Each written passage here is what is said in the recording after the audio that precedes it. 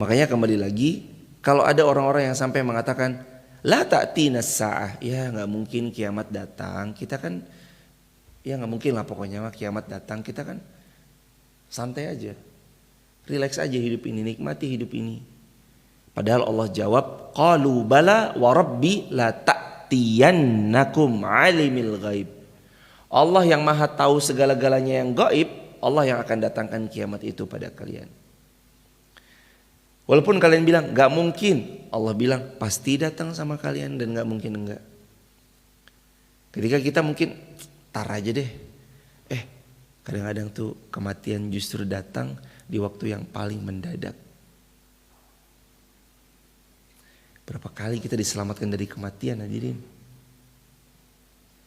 Berapa kali kita mungkin naik pesawat atau mungkin naik kereta atau mungkin naik motor, lalu Allah selamatkan. Padahal di sebelah kita tuh ada mobil remnya belum, tiba-tiba motor kita terselamatkan. Kita mudik sampai Wonosobo lalu terselamatkan.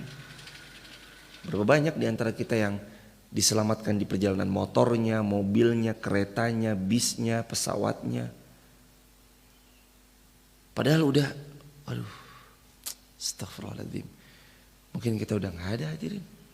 Tapi Allah lagi-lagi selamatkan, Allah bantu, Allah kasih kesempatan untuk memperbaiki diri. Wa rabbi la ta'tiyannakum, bahwa kiamat itu pasti datang. Gak mungkin enggak. Jadi kalau ada informasi tentang alamat Tuhan, ciri-ciri kiamat, benar. Tadi ya, kiamat informasi itu tersebar kuat. Informasi itu makin bebas diakses di mana-mana. Wa zaharatil aqlam, pena-pena tersebar ya buat status gampang. Zina merebak, khamr merebak. Terus kata Nabi Muhammad, ciri-ciri kiamat, suk itu pasar berdekatan.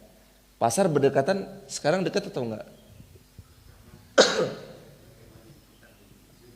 Pasar seperti dalam genggaman. Kita bisa beli barang walaupun kita sambil tidur-tiduran. Saya lagi mau beli ini nih. Tapi ingat juga hadirin, di sisi tersebut ada pasar yang berdekatan seperti satu genggaman. Di sisi yang lain kita bisa bangun masjid sedangkan kita lagi tidur.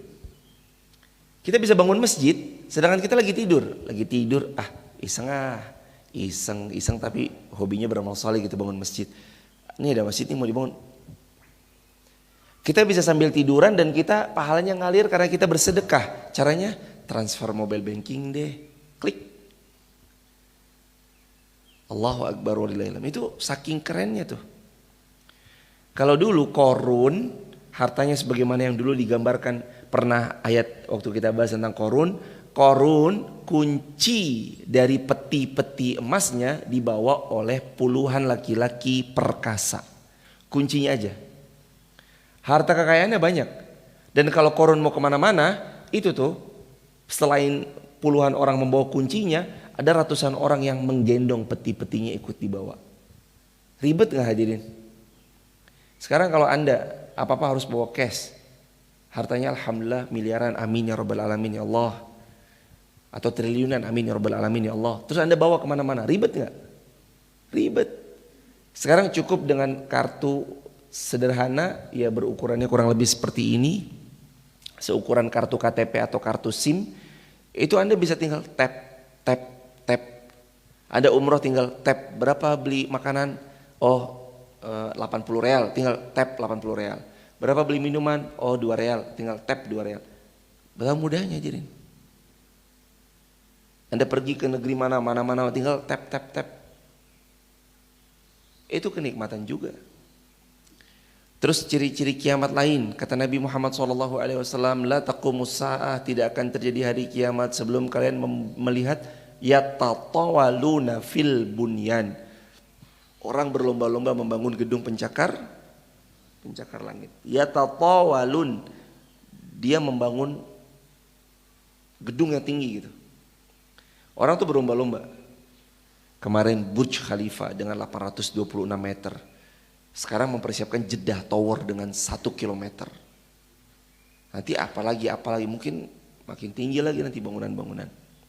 Berlomba-lomba nih dalam membangun bangunan yang tinggi. Itu juga termasuk alamat Tuhan. Jadi kita tuh bisa tahu ciri-cirinya sebagaimana Nabi cerita ciri-cirinya. Tapi kita nggak bisa memastikan, oh tanggal segini, tahun segini gitu nggak bisa. Oh waktu itu Desember 2012, nggak bisa hadirin. Ilmunya ada di sisi Allah. Kapan kiamat? Bahkan diutusnya Nabi Muhammad SAW itu pun juga ciri-ciri tanda-tanda kiamat. Jadi kiamat pasti datang kepada kita. Tinggal kita bersiap atau enggak. Soalnya Nabi pernah ditanya gini sama anak muda. Ya Rasulullah, mata sa'ah ya Rasulullah. Wahai Rasulullah, kiamat itu kapan? Lalu Nabi jawab, ma'adat talaha. Ya memangnya kamu udah persiapan apa sama kiamat? Jadi Nabi pasti tanya tentang kiamat tuh, ya Nabi bagi kisi-kisinya. Tapi lebih spesifik Nabi langsung bertanya kepada pemuda ini, ma'adat talaha, memangnya kamu sudah persiapan apa? Lalu pemuda ini jawab, saya itu gak punya persiapan banyak-banyak kecuali saya mencintai Allah dan saya mencintai Anda ya Rasulullah. Lalu Nabi pun juga menjawab, anta ma'aman. Lalu Nabi juga menjawab, anta ma'aman ahbabta. Kamu akan bersama orang yang kamu cinta. Jadi kalau kita cinta sama Rasulullah, ya besok kita bareng sama Rasulullah Muhammad sallallahu alaihi wasallam. Amin ya rabbal alamin. La ya'zubu anhu mithqal dzarratin fis samawati wala fil ardi wala asgharu min dzalika wala akbaru illa fi kitabim mubin. Enggak ada yang tersembunyi buat Allah. Enggak ada yang tersembunyi. Apa yang mau disembunyikan? Enggak bisa. La ya'zubu anhu mithqala dzarrah. Sekecil zarrah pun gak bisa kita sembunyiin dari Allah. Fis sama, baik yang ada di langit, wala fil ard, ataupun yang ada di bumi, wala asgharu min dzalik, atau bahkan yang lebih kecil dari itu, wala akbar, ataupun yang lebih besar daripada itu, kita gak bisa sembunyi. Allah tahu siapa dalangnya, Allah tahu siapa aktor intelektualnya, Allah tahu mana pihak yang benar, mana pihak yang zalimnya, Allah tahu siapa yang bermain di belakang, Allah tahu siapa yang berpura-pura, Allah tahu siapa yang berkamuflase, Allah tahu siapa yang narsistik NPD, Allah tahu yang dia playing victim, Allah tahu siapa-siapa orang, siapa-siapa dia, tahu semua Allah. Hukum dunia mungkin lepas. Dia seperti belut yang licinnya bukan main. Dipegang lepas, dipegang lepas. Hukum akhirat beda cerita. Hukum akhirat beda cerita.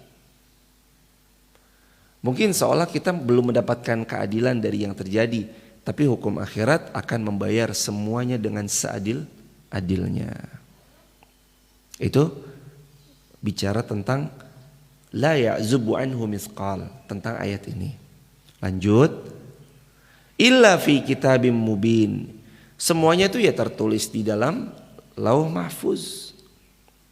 Allah tahu yang sudah terjadi, sedang akan terjadi, yang belum terjadi, dan yang terjadi jika dia tidak terjadi.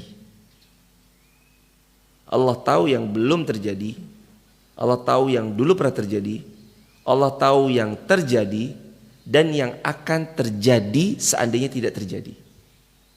Itu semuanya Allah tahu.